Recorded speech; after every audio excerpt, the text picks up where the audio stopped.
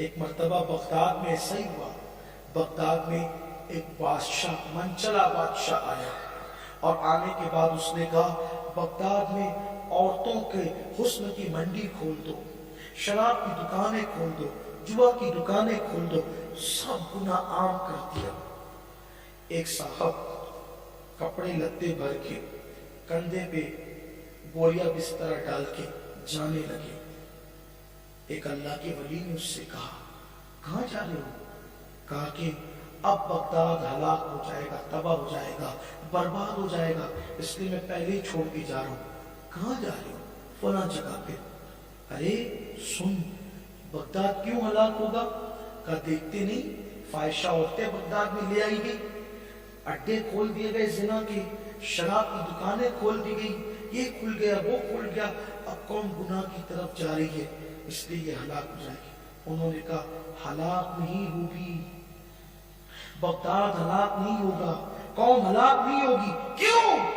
ادھر سر پہ چادر ڈالی، اللہ کے ولی نے دیکھا کہ لوگ راتوں کو زنا کے اڈوں کی طرف جا رہے، لوگ راتوں کو شراب کے اڈوں کی طرف جا رہے، لوگ راتوں کو جوئے کے اڈے کی طرف جا رہے، اور ان کی تعداد ہزاروں میں ہے، لیکن بغداد کے چند گھروں میں، خانقاہوں میں، مسجدوں میں چند لوگ بیٹھ کر اپنے لیے پوری امت کے لیے مغفرت کی دعا کر رہے ہیں۔ اس بزرگ نے کہا ان پاپیوں کو نہیں دیکھے گا، ان نیکوں کے مغفرت کرنے والوں کی مغفرت کی دعا کرنے والوں کے صدقے اللہ سب سے عذاب کو روکے رکھے گا۔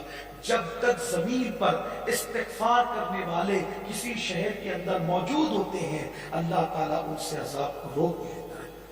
تو بغداد ہلاک نہیں ہوگا، کیونکہ کچھ لوگ ابھی بھی مصلے پہ بیٹھ کر رونے والے موجود ہیں۔ اس لیے میں اپنے جوانوں سے اکثر مقامات میں جا جا کر کے کہہ رہا ہوں کہ چند جوان ایسے تیار ہو جائیں کہ جو 5 وقت نماز کے ساتھ، حلال کی پابندی کے ساتھ، کم از کم روزانہ اٹھ کے 2 رکعت پڑھیں اور اپنے لیے اور پوری امت کی مغفرت کے لیے دعا کریں۔ اللہ تعالیٰ کسی نہ کسی کی آنسوؤں کو تو قبول ضرور کرے گا، اور میرا یقین ہے جن آنسوؤں کو وہ قبول کرنا چاہتا ہے انہی کو گرنے کی اجازت بھی عطا کرتا ہے، ورنہ اتنی آسانی سے آنسو گرتے نہیں ہیں۔ تو بچا بچا کے نہ رکھ اسے، تیرا آئینہ ہے وہ آئینہ کہ شکستہ ہو تو عزیز تر ہے نگاہ آئینہ ساز میں، اور موتی بنا کے شان کریمی نے چن لیے قطرے جو تھے میرے عرق انفعال کے۔ روحانی طاقتیں اور لوگوں کی تدبیریں دونوں ساتھ ساتھ کام کرتی ہے۔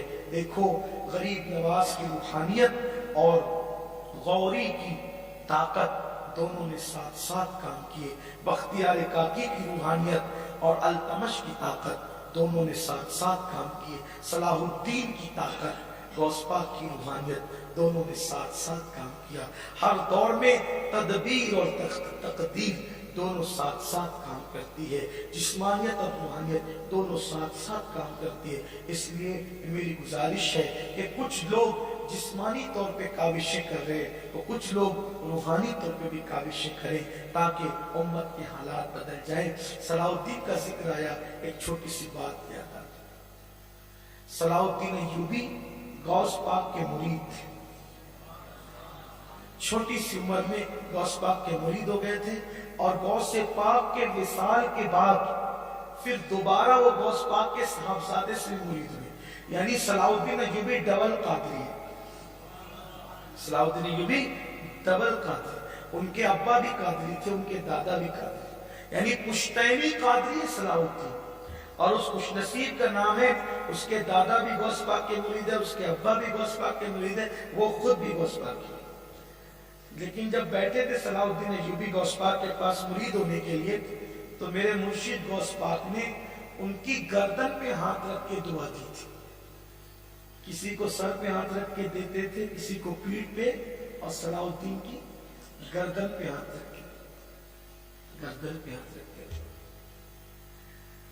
صلاح الدین نے بیت المقدس فتح کیا، بہت خطرے سے گزرے صلاح الدین، بہت خطرے۔ صلاح الدین کو قتل کرنے کے لیے بڑے بڑے شہر انعام میں دینے کے وعدے کے لیے اس کو قتل کر، اس کو قتل کر، سب قتل ہوئے، صلاح الدین قتل نہیں۔ صلاح الدین آخری وقت بستر پہ لیٹے تھے، کسی نے کہا صلاح الدین ایک بات سچی سچی بتانا۔ کیا؟ کہا تم اتنے خطرے میں گھرے تھے لیکن تم شہید نہیں ہوئے، تمہاری گردن پہ تلوار نہیں چلی۔ صلاح الدین نے کہا کیسے چل سکتی تھی؟ جس گردن پہ میرے پیر غوث پاک نے ہاتھ رکھا، جس گردن پر میرے پیر غوث پاک نے ہاتھ رکھا اس کو کوئی تلوار کیسے کاٹ سکتی تھی؟ بس مجھے یقین تھا کہ دنیا کی کوئی تلوار صلاح الدین کی گردن پہ چل نہیں سکتی۔ ارے جس گردن پہ میرے مرشد غوث پاک کا ہاتھ ہو اس گردن پہ کسی کی تلوار کیسے چل سکتی؟ اب مجھے یقین تھا، اور اللہ تعالیٰ حالانکہ وہ مرادیں بھی تھی کہ شہید ہوتا، لیکن غوث پاک کے ہاتھوں کی برکت نے گردن کو سلامت رکھا۔ تو میرے آقا صلی اللہ علیہ وسلم کے دیوانوں، ہر جسم کے پیچھے روحانیت کام کرتی ہے، تو آئیے کچھ کام روحانیت کی ترقی کے بھی کریں تاکہ آپ کی روحانیت کام کریں اور امت کے بگڑے ہوئے حالات قدرت بنا دے۔ اللہ تعالیٰ ہم سب پر رحم و کرم فرمائیں، آپ پہ بھی رحم و کرم فرمائیں، اور اللہ ہمیں پیور روحانی بنا دے، اور اللہ تعالیٰ میں سچا مخلص عاشق رسول بنا دے۔